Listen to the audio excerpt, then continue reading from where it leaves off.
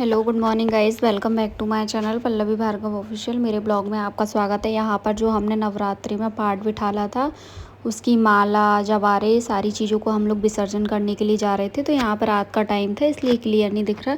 चलिए देखिए और मेरे ब्लॉग में बने रहिए और पूरा ब्लॉग एंजॉय करिए।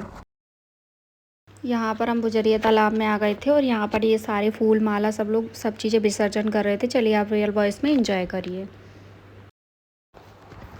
यहाँ पर अब ये विसर्जन करने लगे थे तो गाइस मैंने जो रियल वॉइस थी ना उसको म्यूट कर दिया था क्योंकि आसपास माता रानी के भजन चल रहे थे तो कॉपीराइट आ जाता है। इस वजह से मुझे म्यूट करना पड़ा। मैं सारा इसमें ओवर वॉइस करूँगी। ये देखिए जवारे इन्होंने डाल दिए। यहाँ मतलब जो भी था ना, जो हमने पीठ वगैरह बनाए थे, नवग्रह जो भी चावल के थे, कलरफुल जो चावल से बनते हैं, सारे चावल और सारे जो जवारे और सारे फूल माला जितनी भी 9 दिन की मालाएं थी, मैं क्या करती थी ना, सारी मालाओं को एक डलिए में भर के रख लेती थी। तो फिर सारी मालाओं को मैंने कट्टे में भर लिया था और इसमें हम विसर्जन कर रहे थे। देखिए ऑलरेडी कितनी सारी मालाएं डली हुई हैं। मतलब यहाँ पे इस जगह पे ना इतना सुकून मिल रहा था ना, यहाँ से मेरा तो जाने का मन ही नहीं कर रहा था। पतिदेव बोल रहे थे कि यहाँ से थोड़ा सा दूर रहो, यहाँ पर बहुत सारे मगर हैं। तो मैंने बोला मगर क्या तुमको नहीं काटेंगे? तो बोले मुझे नहीं काटेगा, तुझे ज़्यादा डर लगता है, तू भाग नहीं पाएगी। मतलब बॉयज़ों को अपने ऊपर कितना कॉन्फिडेंस होता है।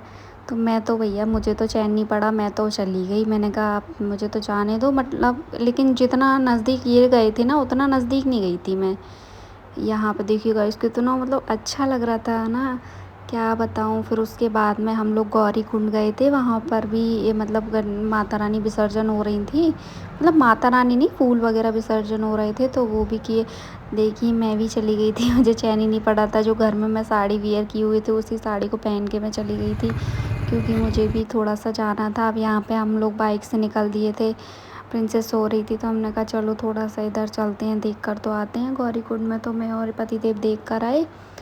अब यहाँ पर भी क्या है, माता रानी के बहुत भजन चल रहे थे। देखिए गाइस इतने यहाँ पे कितना अच्छा लग रहा था। मतलब ये इस जगह पे कितना सुकून मिलता है ना।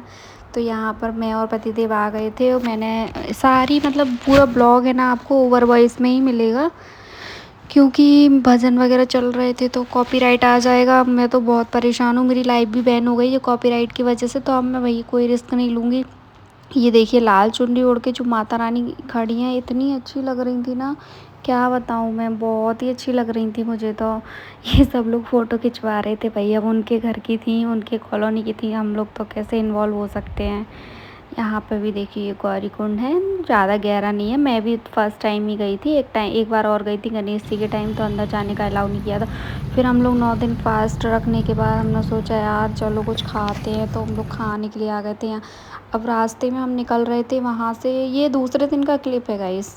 तो जिस दिन दशहरा था उस दिन का क्लिप है। तो ये देखो ये सब निकल रहा था तो मैंने शूट कर लिया था। मैंने कहा यार अच्छा लगता है, आप लोग भी इंजॉय करेंगे, थोड़ा सा अच्छा लगेगा। तो देखिए इसमें माता सॉरी हाँ, ये भोले बाबा, ड्रैगन, ये लॉइन इतना अच्छा लग रहा था ना पास से। इतना बड़ा लॉइन था ये, मतलब 6 फीट का लॉइन था। 6 फीट समथिंग तो होगा ही, 5-6 फीट, 6 फीट तो आराम से होगा, है ना। तो ये सब निकल रहा था, मैंने इसको भी म्यूट कर दिया था। आप लोग रियल वॉइस में सुनते तो और भी अच्छा लगता, बट क्या कर सकते हैं, कॉपीराइट इशू है। यूट्यूब का सबसे बड़ा फंडा तो यही है भाई, कॉपीराइट इशू हो जाता है हर चीज़ में। तो बहुत देख के हर चीज़ शूट करनी पड़ती है। रियल वॉइस में एंजॉय करने में और ही मज़ा आता है। फिर यहाँ पर मैं और ये डोसा खाने के लिए आ गए थे क्योंकि भूख भी लगाई थी और घर पे कुछ खाने का मन नहीं कर रहा था। चलिए मिलते हैं अगले ब्लॉग के साथ। Bye bye. नए